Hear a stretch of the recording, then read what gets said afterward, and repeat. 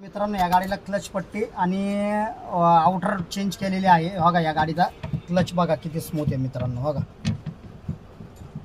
या पद्धतीने या गाडीचा म्हणजे क्लच एकदम स्मूथ झालेला आहे.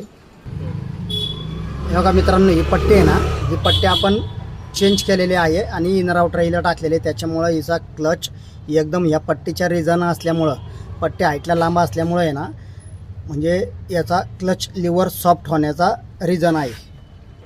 बघा मित्रांनो, या गाडीला पट्टी आणि आउटर वगैरे चेंज केलेली, हिचा क्लच एकदम सॉफ्ट झालेला आहे. आपण राऊंड मारून बघितलेला आहे.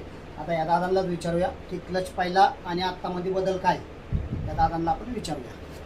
पहिला गाडीचा क्लच असा होता की माझी बोटं दुखायली होती, त्याच्यामुळं मी आलो आणि एक काम केलंय, काम एकदम व्यवस्थित झालंय. आता बोट नुसतं ठेवलंय की क्लच दावा लागला. कुणाला जर बसवायचे असेल मित्रांनो, फक्त कॉन्टॅक्ट करून येणे, कारण की मी एकटाच आहे, माझ्याकडे मुलं नाही आहेत. त्याच्यामुळं कुणाला जर बसवायचे असेल तर फक्त फोन करून येणे, डायरेक्ट येऊ नका.